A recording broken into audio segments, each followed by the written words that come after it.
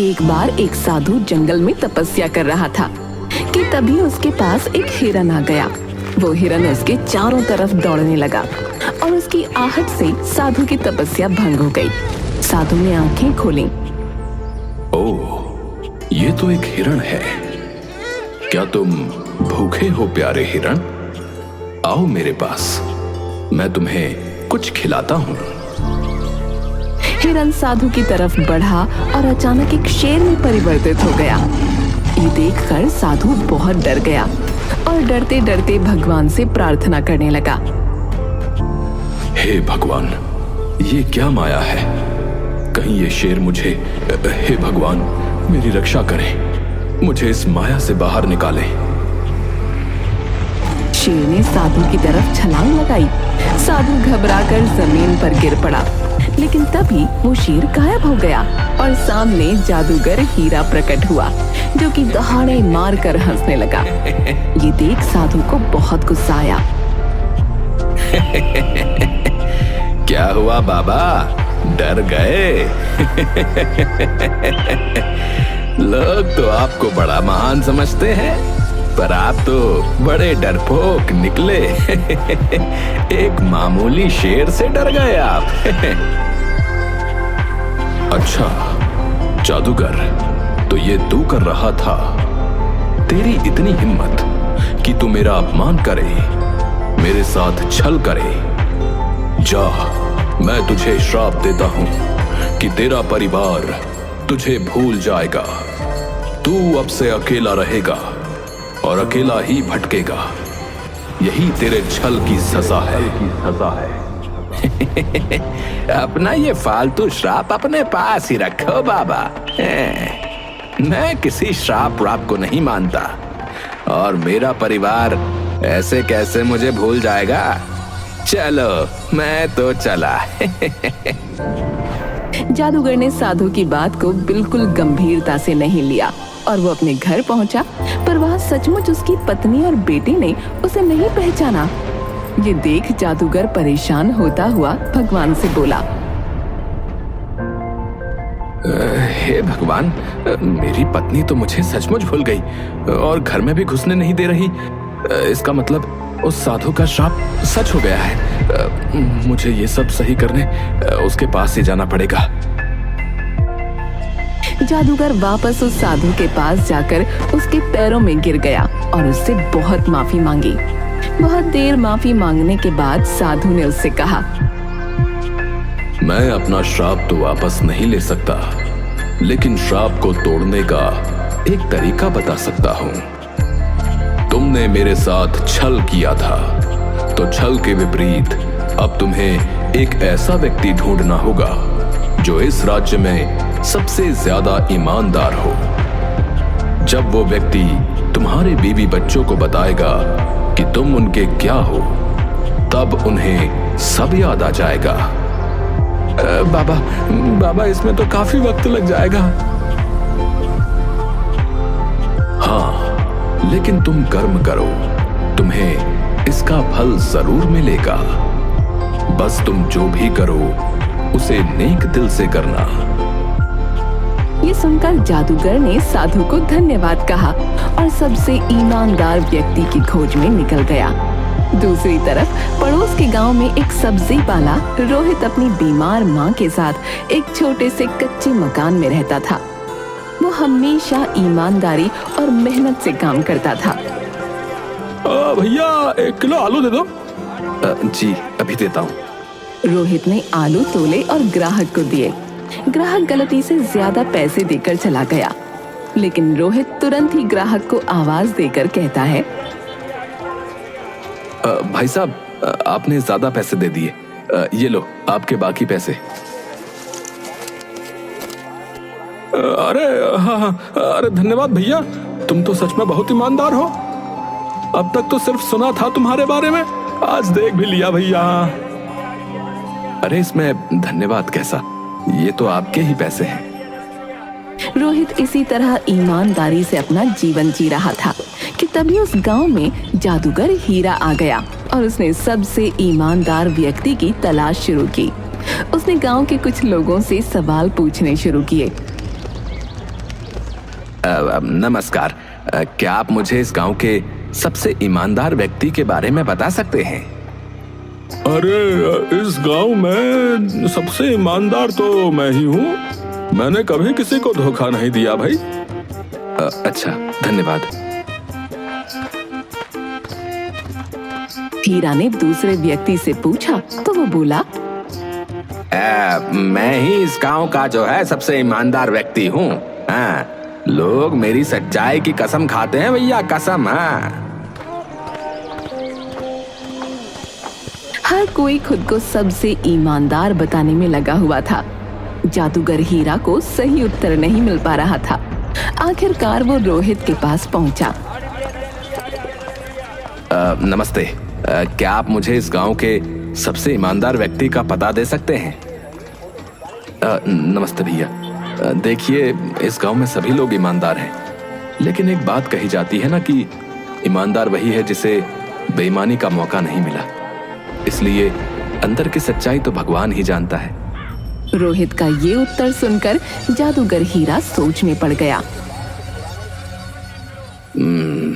ये तो बिल्कुल सही बात कह रहा है। असली ईमानदारी का पता तब चलता है जब किसी को बेईमानी का मौका मिले और वो फिर भी सच्चाई का साथ दे। मुझे इन लोगों की ईमानदारी की परीक्षा लेनी होगी। जादूगर हीरा ने उन लोगों की परीक्षा लेने के लिए रात के अंधेरे में अपने जादू से गांव के बीचों बीच एक जादुई पेड़ बनाया। अगली सुबह जब गांव वालों ने उस पेड़ को देखा तो वो हैरान रह गए। अरे ये पेड़ तो यहाँ कल रात तक नहीं था, ये कैसे आ गया भैया? ये पेड़ तो बड़ा ही अजीब सा लग रहा है कि नहीं? सुनो गांव वालों, मैं एक जादुई पेड़ हूँ। तुम लोग आज भर मुझसे कोई भी एक मनोकामना मांग सकते हो। तुम्हें वो सब मिलेगा जो तुम चाहोगे, पर कल मैं गायब हो जाऊंगा। अरे अरे बाप रे, अरे भैया, अरे अरे जादुई पेड़। पहले तो गांव वाले डरे और फिर एक एक करके धागा लेकर आने लगे और पेड़ के तने पर बांधते हुए अपनी मनोकामनाएं मांगने लगे। लेकिन रोहित वहां नहीं आया। अरे अब रोहित कहाँ है? वो क्यों नहीं आया मनोकामना मांगने? सुना है रोहित के घर आज लड़की वाले आए हुए हैं, शायद वो उनसे मिलने में व्यस्त है। रोहित अपने घर पर ही था जहां लड़की वाले उसे देखने आए हुए थे, लेकिन यहाँ भी उसकी किस्मत अच्छी नहीं थी। माफ करिएगा बहन जी, पर मैं ऐसे घर में रिश्ता नहीं कर सकती जहाँ सिर्फ 2 सदस्य हों और उसमें भी एक बीमार हो और ऊपर से आपका बेटा गरीब भी है, इसलिए आप हमें माफ करें। अरे ये आप क्या बात कर रही हैं? मेरा बेटा बहुत संस्कारी और ईमानदार है, ये तो देखिए। संस्कारों से घर नहीं चलते। ये बोलकर लड़की वाले चले जाते हैं और रोहित का दिल टूट जाता है। मुझे माफ कर दे मेरे बच्चे, मेरे चक्कर में तेरी शादी भी नहीं हो पा रही। इससे अच्छा तो भगवान मुझे उठा ले। अरे माँ, कैसी बातें कर रही हो? शुभ शुभ बोलो। अरे रोहित, तुम्हारे जीवन में इतने कष्ट हैं तो तुम जादुई पेड़ पर मनोकामना मांगने क्यों नहीं गए? तुम कौन हो भैया? तुम्हारा शुभ चिंतक हूं। चलो चलकर मनोकामना मांगो।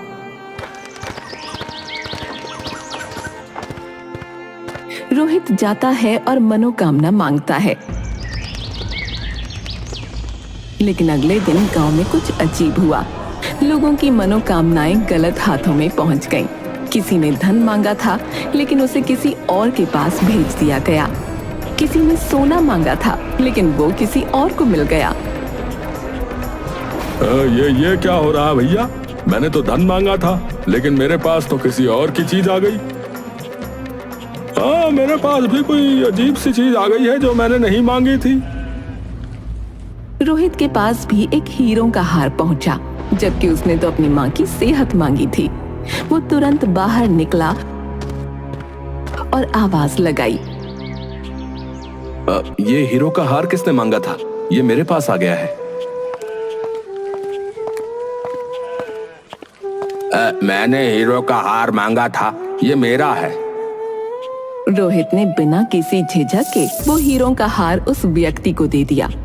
ऐसा करते ही उसकी माँ की सेहत ठीक हो गई।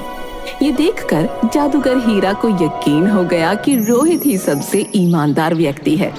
लेकिन तभी और लोग भी बाहर आने लगे जो अपनी चीजें वापस कर रहे थे। अरे मेरे पास ये सोने की ईंट आ गई भैया, ये जिसकी भी है वो ले लो। अरे हाँ, ये मैंने मांगी थी। मेरे पास ये मोतियों से भरा हुआ संदूक आ गया है, ये किसका है? ये मेरा है, लाओ मुझे दे दो। बाकी लोगों को भी अपनी चीजें वापस करते देख जादूगर हीरा परेशान हो गया।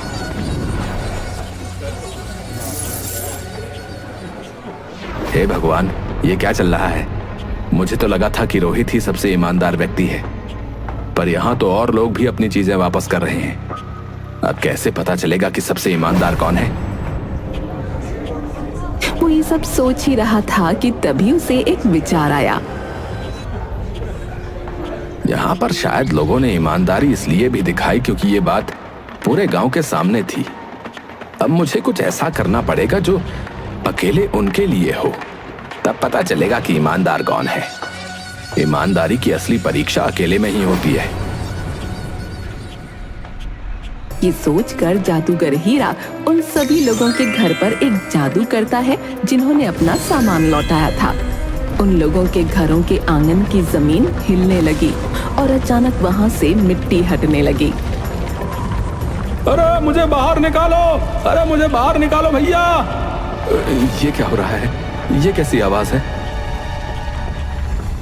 बेटा, हमारे आंगन में जरूर कोई खजाना है। मैंने अपने बड़े बूढ़ों से सुना है कि खजाना ही ऐसे आवाज देता है। ये आप क्या बोल रही हो माँ? अरे मैं सच कह रही हूँ, चाहे तो तू खुदाई करके देख ले। बाकी लोगों के घर भी यही हो रहा था। वो सब लोग खुदाई करते हैं और खजाना निकल आता है। खजाने को देखकर सबकी आंखें चौंधी आ गईं। हे भगवान, तेरा बहुत बहुत धन्यवाद है, मैं तो अमीर हो गया है। अरे बाप रे, इतना बड़ा खजाना! देखा, मैंने क्या कहा था। ये तो सचमुच खजाना है, लेकिन मैं इसको नहीं रख सकता। जमीन में निकले खजाने का हक राज्य का होता है। मैं इसे राज्य को वापस कर दूंगा। अरे तू पागल हो गया है क्या? ऐसा मत कर। इस खजाने की मदद से तेरी शादी हो सकती है। नहीं माँ, मैं जो करूंगा मेहनत और ईमानदारी से करूंगा, ऐसे नहीं। रोहित वो खजाना लेकर घर से निकला और राज्य को वापस कर दिया। ये देखकर जादूगर हीरा को यकीन हो गया कि सबसे ईमानदार व्यक्ति वही है, क्योंकि और किसी ने खजाना वापस न किया था। फिर वो रोहित के पास पहुंचा और उसे पूरी बात बताई। मैंने उस साधु के साथ बहुत बुरा किया, इसलिए उन्होंने मुझे श्राप दे दिया, और इस श्राप को तोड़ने का सिर्फ एक ही तरीका है कि इस राज्य का सबसे ईमानदार व्यक्ति मेरी पत्नी और बच्चे को मेरे बारे में बताए। इसीलिए मैं तुम्हारे पास आया हूँ, क्योंकि तुम ही इस राज्य के सबसे ईमानदार व्यक्ति हो। पर मैं कैसे मेरी इतनी सी बात मान लो, बदले में मैं तुम्हारा जीवन बदल दूंगा, तुम्हें धनी बना दूंगा, जिससे तुम्हारी शादी भी आसानी से हो जाएगी। नहीं नहीं, इसकी जरूरत नहीं है। मैं तुम्हारा काम कर दूंगा, मुझे कोई रिश्वत नहीं चाहिए। रोहित जादूगर हीरा के परिवार के पास गया।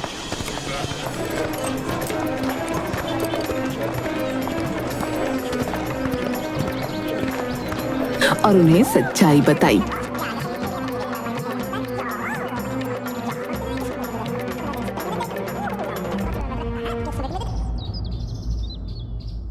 बहन जी, ये आपके पति जादूगर हीरा हैं। इन्हें एक साधु के द्वारा शाप लगा था, जिस कारण आप इन्हें भूल गई थी। रोहित के मुंह से ये सुनकर जादूगर हीरा की पत्नी और बच्चे को सब कुछ याद आ गया।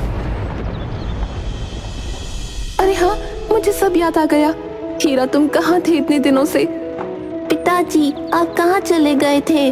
जादूगर हीरा ये देखकर खुशी से रोने लगा और उसने उन्हें पूरी बात बताई। धन्यवाद रोहित, तुम्हारी मदद से मेरा परिवार मुझे फिर से पहचान गया। मैं तुम्हारी मदद करना चाहता हूँ, कृपया मुझे करने दो। नहीं, मैंने तुमसे पहले ही कहा था ना, मुझे कोई रिश्वत नहीं चाहिए। तुम्हें कसम है कि तुम मेरे लिए कोई जादू नहीं करोगे। ये बोलकर रोहित वहां से जाने लगा, लेकिन तभी उसकी ईमानदारी से प्रभावित होकर जादूगर हीरा की पत्नी ने कहा, रोहित, आपकी शादी हो गई है क्या? जी नहीं। तो क्या आप मेरी बहन से शादी करेंगे? आप जैसे ईमानदार व्यक्ति से शादी करके मेरी बहन धन्य हो जाएगी। रोहित ये सुनकर हैरान रह गया और उसने हाँ कर दी। और कुछ इस तरह रोहित की ईमानदारी ने उसे न सिर्फ गांव में सम्मान दिलाया, बल्कि एक अच्छा जीवन साथी भी। जादूगर हीरा और उसका परिवार भी फिर से खुशहाल जीवन जीने लगा और रोहित ने अपनी सच्चाई और मेहनत से एक नई शुरुआत की।